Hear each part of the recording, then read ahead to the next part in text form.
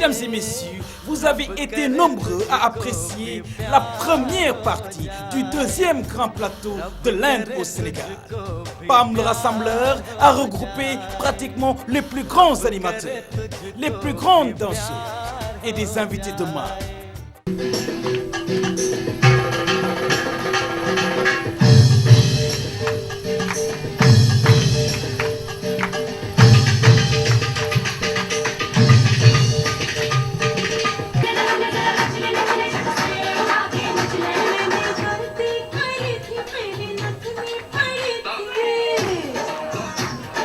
Bu leen tardé alxames bi ñaareelu xaaju deuxième grand plateau bu l'Inde au Sénégal. Mesdames et messieurs, Mamadou Pam le rassembleur dellu siwaat ak yeneen aspect yeneen i mbir ngeen xool ni originalité bi mooy def différence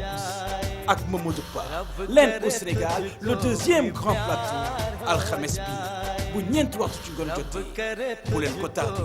originalité mi ngi ci biir.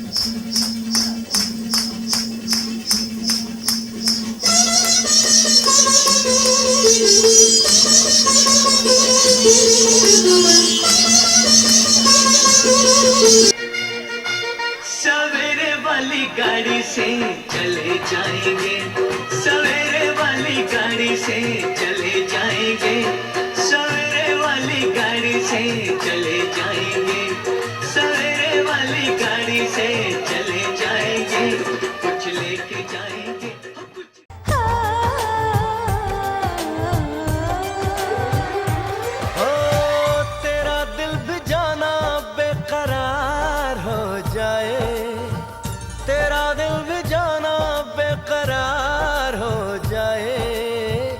रब करे तुझको भी प्यार हो जाए,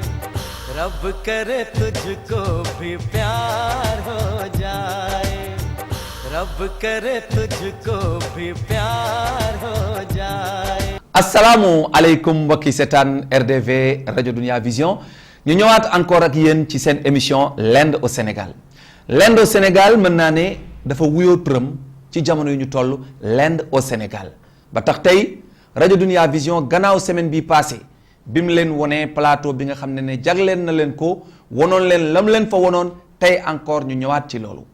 ñu ñëwaat ci prestation des artistes comme Coumba Niass comme Ndeye Tall Bercy ak yeneeni interview yi nga xam ne jokkoo nañu kook animateurs yi nga xam ne ñoom ñooy animé culture inde fii ci Sénégal ñu ràññee ci Samba Sy bu Kaolack Mami Keita bu Saint-Louis ak ki nga xam ne moom mooy Alassane Niang bu Tëngéej Doro Gueye ak Somnath Mukherjee ca Pikine ak ñi nga xam ne yeneen animateurs yi nga xam ne teewoon nañu foofu loolu mooy ñëw tey ci suñu deuxième plateau parce que faaw mu am troisième plateau ngir réaction publique bi nga xam ne nekkoon nañ fa waaye du ñu def nag xanaa ñu ànd seetaan loolu. ndeysaan du ñu yem foofu dañuy dem seetiwaat beneen xale ñu koy wax la femme de Bercy. gis ngeen ko moom ak Youssou Ndour ci teel mu yàgg joué ci ay clips tey nag mu ñëw ci film bu rëy di Surftou xam ngeen ne Sousmita Sène kenn mënul wax aar Inde ba yeggal te waxoo ko ndax kooku mooy Miss Univers yow jàll mii xam na fi may waxee taar siiw lépp mu ngi Sousmita Sène kon nag Ndeye Tall ne Surftou yow rek yow rek yow rek kon nag yow c'était la belle Ndeye Tall la femme de Bercy.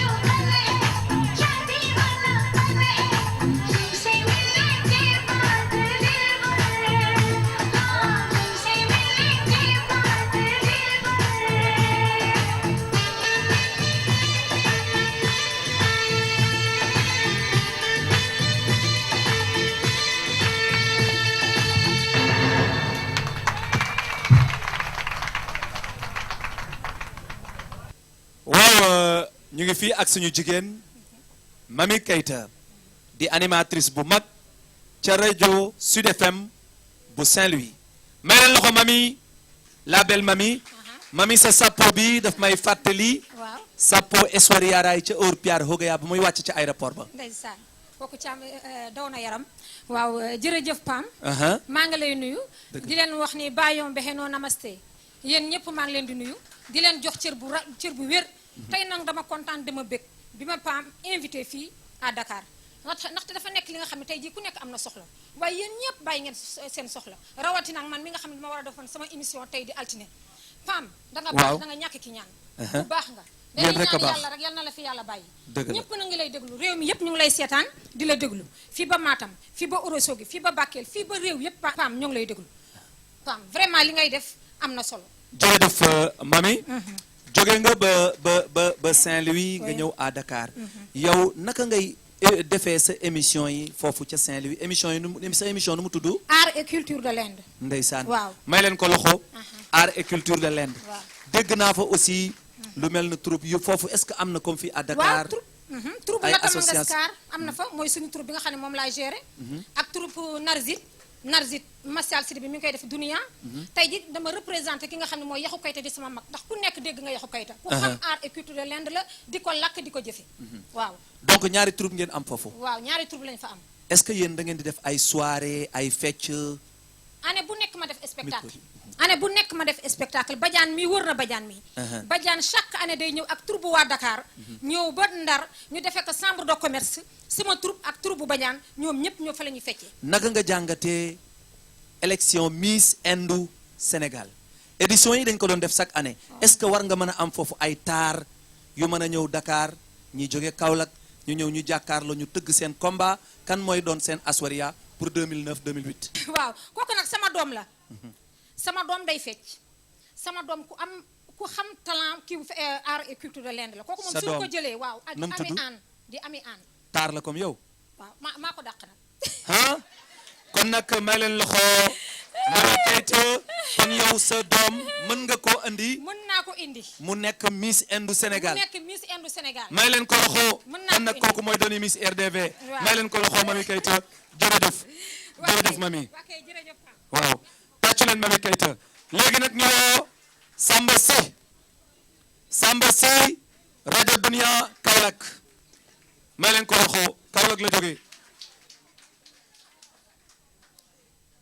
Samba Sy rajo Dunia Kaolack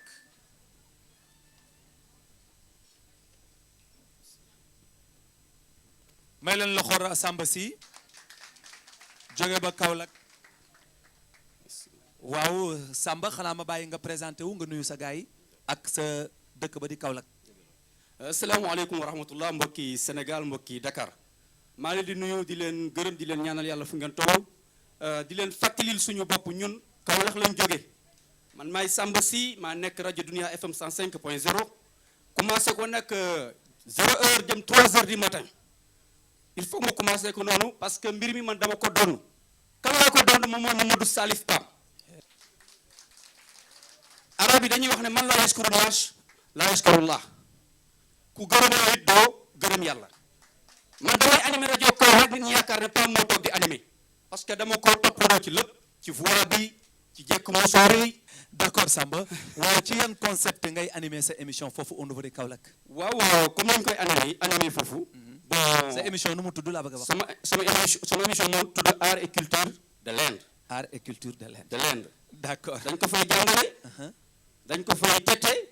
di dëggale encore li bëri li ci nekk nga xamante ne ñun dañ koy dund foofu Anta jaar na fi sànq am na fa troupe yéen aussi da ngeen am troupe am ay kuréel ay association parce que fii am na groupe Taaru groupe Noble les amis de l'Inde Rafike Khandan Rafike Log ñëpp am nañ fi di ay association yu am solo ci réew mi yan nga ñu mën a tënkal ñoo fa nekk di leen jàppale yéen animateurs yi fa ne waaw ñun am nañ foofu suñu association ñoo ngi ko tuddee Dostana Dostana waaw ñoo ngi ànd ak suñu président ak suñu présidente yëpp Adji Taw ak Pape Diouf ak suñu naataango ñu koy wax Ami Fall ñëw nañu ñu ngi ñoom ñoo ngi fii suñu président ak suñu présidente suñu présidente rek moom Emma Mali la lañ ko tuddee Kaolack ngeen mayal ma ko loxo Emma Mali ni ca Kaolack Emma Mali ca Kaolack waaw laka nag lan mooy doon sa yóbbal ci association yu daje à Dakar ñu jógee ci région yi dégg nga question yi lan mooy doon sa yóbbal. waaw li ma ci yokk mooy nañ jàppoo booloo ànd dimbalante parce que lii yombut lañ leen fexe suñu xol yi nekk benn parce que damay dégg ñuy wax ne indo ku sa xol setut mënoo nekk indophile c'est pas facile amoon ko fi jaar léeg-léeg ne ñëpp dina bàyyi seen yitte yi ñëw toog fii sañ sa ba rafet ànd ak seen i borom kër yi wala tàggu seen borom kër yi ñëw toog fii di bëggal mbokki Sénégal léegi damay ñaan yàlla mu jëm ca kanam a kanam a kanam comme ni ko Anta waxee sànq ñu ñaan yàlla président jàppale ñu ci bi jaay Rasulullah indallah. ba léegi pareeguma ci yow dégg nga mami am na doomam ju taaru nag may ma tuuti Aishwarya Rai jëloon na Miss Monde 1994 gannaaw ba ñu defee élection Miss Kajol 2000 naka nga jàngatee Sénégal mën a présenter benn Miss ne kii mooy Miss Indu Sénégal est-ce que Kaolack am na ay taar. si Kaolack am na ay taar yoo xamante ne ñoo ngi yëngatu ci wàllu indu filmé ñoo ngi leen di préparé ëllëg mu ngeen ñëwaale fii incha allah rabbi dinañu mën a présenté ku mel ni Aishwarya Rai ak ku mel ni Ramou kër gi yëpp am na ko Kaolack. ñu ngi lay gërëm di la sant Samba Sy. kontaan nañ jëf. rajo Dunia bu Kaolack ñoo Doro Gueye Doro Gueye tey jii ci Sénégal munoo wax musique et culture de l'Inde nga tëb Doro Gueye am na xam-xam xam na indo yàgg na ci gëstu jóge nag ba Pikine di fàttali Mbour a ngi fi Joal a ngi fi ñoom ñëpp ay animateur lañu te ñoom ñëpp dinañ leen woo Somnath aussi mooy animé dana la ñu wax léegi ci ban rajo la nekk man ci internet bi laa koy gis moom Somnath du yàgg léegi dina ñëw mu ne mi Doro non kaay nii Doro non il faut nga ree tuuti wala ñu duyoo maak yow non dama xaw a ñaaw nag moo tax bu il faut ñu duyoo may leen ma loxo Doro Gueye Doro yow balaa maa wax da ngay taalif ci indo parce que yàgg nga ko def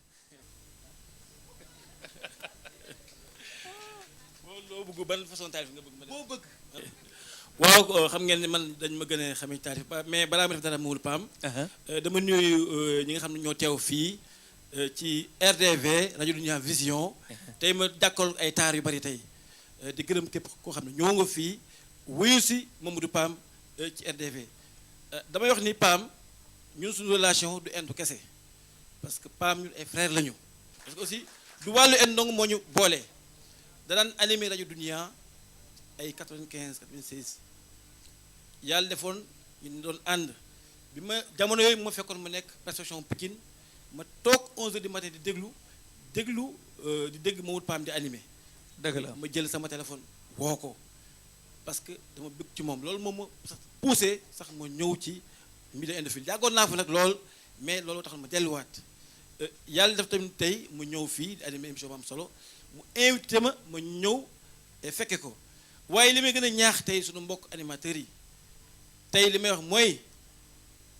bu ñu jógee fii nañu créer association des animateurs. may leen ko loxo waa Doro ma bëgg nga taalifal ñu ci indo bi rek ci kaw tënk waaw parce que daanaa woon dégg ngay taalif nga sax même ci sëñ Touba. ak ñeneen. waaw ma ñëw sëñ Touba bi. waaw jëlal boobu ma ñëw ci indo bi ak ci indo bi rapidement rek. waaw Dunia ke roshan wale Cheikh Mouhamadou Bamba tuma diya wa roshni hame sabak sikaya ndeysaan hame chan si age si taro si piche surat ke samne le jale wala ko tufo tumiho est-ce que may leen ko loxo Doro tënkal ma ko ci wolof rek li nga wax ci sëñ Touba. waaw Bamba li borom leer borom taaru weer yaay ku ñu dàqal mbugal indi ñu ndigal est-ce que bëgg la saa su nekk di la sopp tey ñee ki la xam ba di la topp yàlla mooy ki la tànn ngir nga leer ci bépp fànn say leer ñoo raw ab jant xam laa ñu taxab sant bay doon taalibe tigi tey jégglu sukuraam ngir mën a raw ba kenn dootul mel ni yow fii ci duniyaa ba faw ndeysaan Bamba te olof doonul nasaraan su dul tool moom askan mi dem niiraani kaasu leer yaay ki ko naan bokku fi ma ret doo rawataani Bamba mu soññal diine yaa ko rafet jëf ak yéene foofu laa ko tënk. est-ce que Doro Gueye bu rajo Oxygène wallahi ñool teraanga kenn du ko delloo gàdd Fall nee na moo ko def ci sëñ Touba demal jëli addiye sëñ Touba kenn du ko tànqamlu waaw addiye sëñ Touba jërëjëf gàdd Fall beneen addiye ñëw na jëlal waaw jox ko demal jëli addiye ji Doro yi tamit waaw kon nag kookoy Doro Gueye may leen ko loxo Doro ñu ngi lay gërëm balaa may dem Mamadou Pam. merci beaucoup. waaw balaa may dem Mamadou Pam. waaw. xam nga ba li présenté wu mu sama bopp. maa ngi nekk rajo bi na rajo Oxygène FM 103.4 nekk ci foofu ci buntu Pikine di def émission bu ñu naan connaissance de l'Inde chaque lundi minuit bu 3h du matin ak chaque jeudi ñaari émission laay def foofu ci rajo Oxygène FM di wax ci culture indienne di wax ci langue bi di wax ci problème seen aada seen cosaan aussi di wax faram-fàccee ci musique yi li may dalal rek moo par mooy rek maa ngi insisté waat ñun animateurs yi ñu toogaat ci benn plateau gën a mën a waxtaan pour yàlla def bu ñu mën nekk benn. d'accord jërëjëf Doudou Gueye bu rajo Oxygène FM ñu ngi koy gërëm di la sant. ñëwoo ki nga xam ne ni moom mooy Dédé Sow jóge ba Mbour waaw Dédé Sow moom mooy ñëw Dédé Kumar Sanu ne la gunge la ñu Kumar Sanu moo woy lii asinaat Dédé nekk ca Mbour ma bàyyi nga présenté wu nuyu mbokk yi nga xam ne ñu ngi fii tey ci l'Inde au Sénégal ci RDV fii ci Bournemouth. asalaamaaleykum mbokku déglukat yi asalaamaaleykum mbokku seetaankat yi. maa ngi leen di nuyu ku ci nekk sa tur ak sa sant ñi fi teew ak ñi nga xam ne tamit jot bëggoon nañoo teew te ñëwuñu. di nuyu bu baax a baax suñu président bi nga xam ne aussi moom waroon na ci teew te yàlla dogal ñëwul ak waa Mbour yëpp di sant bu baax di gërëm ki nga xam ne moom moo ma tax a dugg ci aar Inde bi mu di góor gi Babacar Sy. est-ce que góor gi Babacar Sy ñu ngi koy gërëm di ko sant yow fan ngay animé ci Mbour. waaw man maa ngi animé Sud FM bu Mbour 106.9. lan mooy sa émission nu mu tudd. sama émission art et culture de l'Inde la tudd. art et culture de l'Inde may leen loxo art et culture de l'Inde ndeysaan bu Mbour est-ce que foofu aussi mel na ni fii. waaw ñoo ngi jéem lu ñu man de ndax man am naa fa benn tur bu tudd Dil Curalia. ey waay Dil Curalia yow mi sàcc sama xol may leen loxo Dédé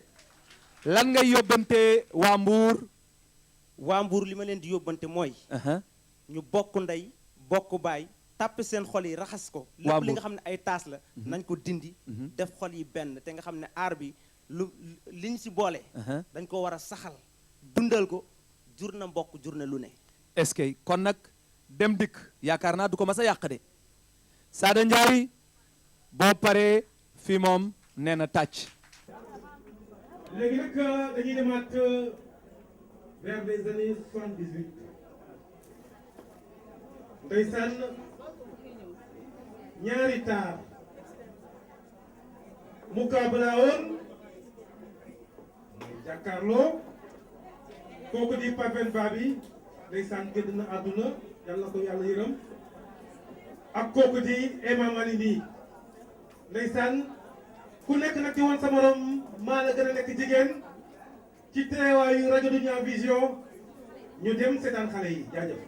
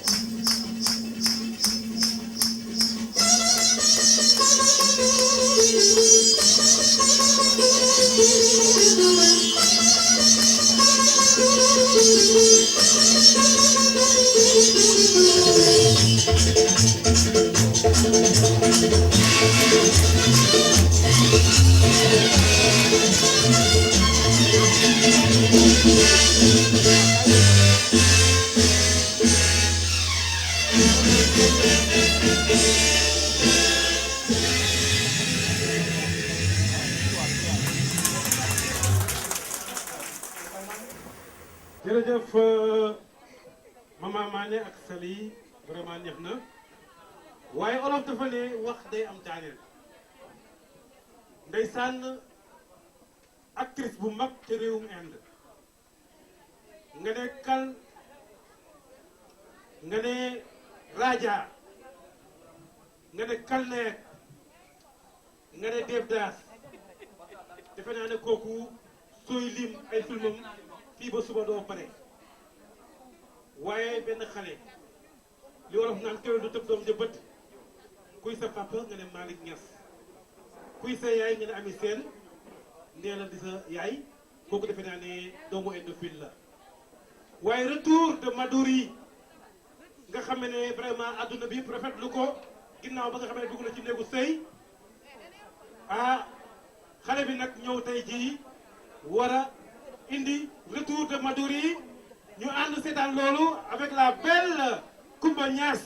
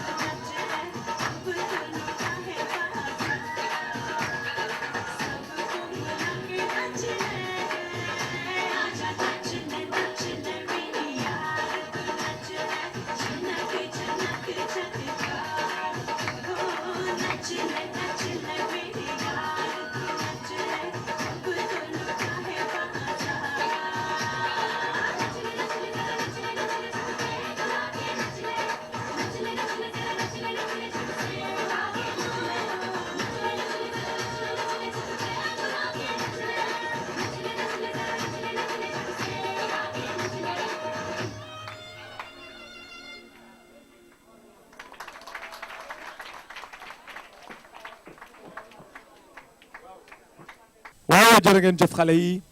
léegi nag encore ñu ñëwaat ndeysaan ci animateurs yi ak quelques invités yi fi toog invités yi ku nekk war na wax 1 minute kenn ku ci ñoom par kenn rek am ñenn ñu ñuy tànn rek ñu nuyoo wax présenté wu. kenn ci ñoom Miss Indou 2000 Diallo Jéeri Jiwo Diallo Jiwo na nga def. maa ngi fi Pam. macha allah sa toogaay ak sa teewaay fii tey ci Blue Note. waa di am kontaan bu rëy a rëy. ndax lu ñu yàgg bëgg la ndax enn ñun fu mu munti am balaa ñuy kontaan rek teew fa. dëgg la waaw ndax loolooy suñu plaisir daal loolooy suñu mbégte. ci àdduna waaw. est-ce que lan mooy sa yóbbal tey ak naka nga gisee jataay bi. te kontaan naa si toogaay bi fii. ñëpp taaru nañu macha allah. te ñëpp a kontaan daal te xale yi fecc nañ ko si yoon daal teg ko ci temps. teg ko ci temps waaw man Achoria laa fii gis. ak Emma Malini ñoom Madouri Kadio laa fi gis tey. est-ce que waaye xale yëpp def nañu feu flamme. jërëjëf Diallo Thierry madame Ndiaye Tàkko yow la kan. man la madame Ndiaye Tàkko Soumaré. madame Ndiaye. Tàkko Soumaré. ndeysaan madame Ndiaye Tàkko Soumaré la mooy sa yóbbal tey ci bés bi. waaw Pam maa ngi nuyu ñëpp di kontaan ci ñëpp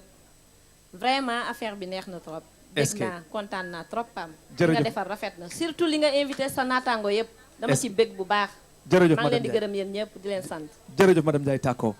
waaw yéen a ngi dégg madame Dramé Astou Diop bokk ci ñi gën a xam Indou ci Sénégal ci li may xam man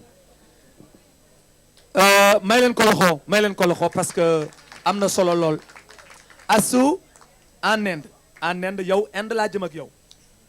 dafa mel na am na clan yu nekk en Inde nga ne clan Zoher nga ne Yaas Raj Film ñu gis acteurs yu bëri seen siwaange ci ñooñu la ñu jaar Shahrukh Khan Rani Sweria Priti mu doon clan ku bokk foofu dañ lay da ngay bokk ci acteurs yi gën a siiw en Inde ma gis ne yéen ngeen tànn Shahrukh mu mel ne benn clan fii au Sénégal ñoom Jiwo Diallo ñoom Mami Khan ak ñeneen ñoo xam ne dañuy woote ci RDV rajo Dunia Astou lu waral loolu. li waral ñu bëgg Shahrukh Khan. waaw tout d'abord. permets-moi ma nuyu assistance bi. waaw di toog fii yëpp daal ci seen tur ak seen sant. Pam di la gërëm nag yow di la sant. vraiment sama frère nga ku baax nga ku neex a jàppale nga it. Pam boo gisee ñun ñu choisir Shahrukh Khan. parce que je trouve qu'il est le meilleur ah. dëgg la bu ma ko waxee parce que dafa ñëw ci cinéma. tout seul. parce que au début on voyait les autres acteurs. ñu ñëw seen papa wala seen maam seen yaay ñoo newoon ci biir industrie bi. Shahrukh il est venu tout seul sans bàjjen ni jaay. tout seul sans personne pour l'épauler tu vois. donc moom mu ñëw moom kenn. et percé wane loo xamante ne c'est différent. parce que man bi ma koy jëkk a gis c'est dans Bazigar ma seetaan ko chez le grand Zakaria Rafissi. que je salue ici là au passage. parce que fa laa jëkkee gis Bazigar. ensuite j'ai vu Andiam ak Dar. Andiam ak Dar. donc mu indi benn un rôle différent. moom Shahrukh. l'acteur principal qui joue le rôle du vilain. muy quelque chose de nouveau dans le cinéma indien qui nous change directement du fait acteur bi. di réeroo ak ay rakkam di venger wu bon il change tout quoi mu ñëw indi un look différent gis nañu look différent bi mu indiwaat koy ci Chak Day India donc li àddina bi yëpp gëm Shahrukh yow ci sa expérience parce que am na ñu gëm fañ ko yóbbu nag yeggu fa parce que am na nu Salman Khan mëne ak Sunny Deol Sanjay Dutt te mënewu ko waaw li ngay wax affaire xeex la affaire action te finalement ñoom ñëpp ñu ngi dellu si ci romance bi. booy seet acteurs yi daan def action yëpp tey ñu ngi ci comédie bi ñu ngi ci romance bi donc je peux dire que ne fekk si nañ Charouk ci la mu mëne. te ba tey il est le meilleur. jërëjëf madame Dramé kon nag ñu joxaat keneen joxal ma Sala Diagne waaw Sala Diagne naka nga jàngatee ngoon gi tey. waaw kontaan naa trop di gërëm ñi fi teew ñëpp di nuyu ñëpp di sant ñëpp parce que mënuma wax naka ma bëgg instant yi parce que lii dafa neex daal. dafa neex trop di ñaan yàlla ñu gën a nekk benn jàppoo parce que lu dàq li mënuñu koo am ñu ngi lay sant di la gërëm bu baax. merci d'accord kii mooy Sala Diagne Signane bu groupe Taaru kon nag duñu def xanaa ñu woo beneen animateur ñu woo Alassane Niang ca Tëngéej ca kii mooy Alassane Niang ñu ngi leen di ñaan ngeen may ko loxo tàccu ko xale bu baax la xale bu yaru la Alassane Niang bu jàppoo Jokko FM Jokko wala jàppoo Jokko FM rajo ba ca Tëngéej Alassane ma bàyyi nga présenté wu. waaw xanaa damay wax rek Hamara Bayo or Beheno asalaamaaleykum. waaleykum salaam. waaw di kontaan ci ndaje bi am fii tey. di kontaan ci initiative bi nga xamante ni Mamadou Pam def na ko. di kontaan ci aussi ci animateurs yi nga xamante ni vraiment ñu bëri teew nañu fii ma bëgg balaa may avancer rek ngeen may leen loxo Mamadou Pam kon donc ñu ngi leen sant di leen jaajëfal. Alassane gisoon naa nga def keroog bés bu mag ca Tëngéej nga woowoon ci tous les indophiles du Sénégal anniversaire u sa émission. waaw parce que ci cadre 72 heures bu rajo Jokko FM la ñu defee woon manifestation boobu. parce que dañu am ay manifestation culturelle yi ñuy def chaque année ñu duggaloon ci benn programme indu ñoom ñu lëkkaloog association ARB. ñu defoon programme boobu vraiment ñu bëri teewoon nañ fa te vraiment am na solo trop. mu mel na Tëngéej léegi indo siiw na foofu trop nu mu demee noonu. waaw indo siiw na fa parce que yaakaar naa lu yàgg la.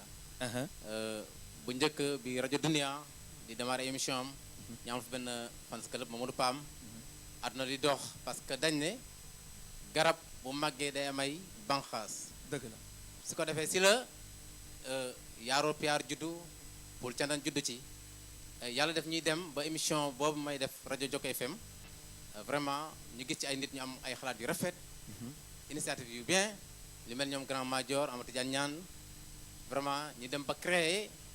ARB maanaam association des indophiles de Rufisque et banlieue. est-ce que maanaam association yu nekk foofu yëpp léegi nekk nañu benn. waaw ñëpp nekk nañu benn indophile yëpp nekk nañu benn yan association ñoo fa nekk Alassane. ba association yi mooy Poul Thiendan Yaroor Piar. ARB ñëw coiffé leen. est-ce que voilà est-ce que kon nag kii mooy Alassane Niang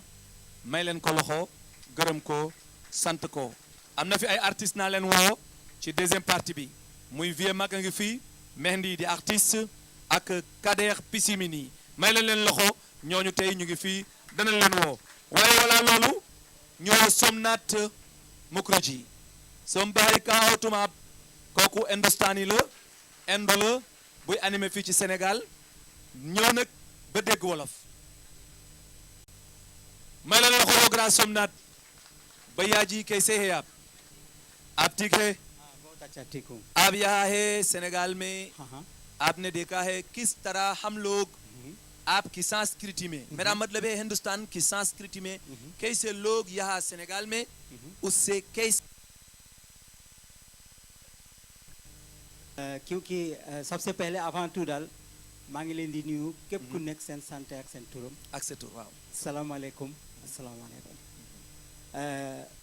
मैं हिंदी में कहूँगा दोनों में वहल दोनों में हाँ मेरे प्यारे भाइयों बहनों दोस्तों और आप जो सारे आदमी यहाँ पे उपस्थित हुए हैं हम आप सबसे शुक्रिया वो अदा करते हैं उसके बाद हम यही कहेंगे दिल पे आप पहले कहिए हमारे साथ यानी ये देंगे wax ak man आप पहले कहिए हमारा साथ lu njëkk yëpp wax leen ak man dil dégguma de na wax ak dil mu ne ngeen ne dil xol dil pe ci xol bi dil pe raxe mooy tekki seen xol ci kaw xol ndeysaan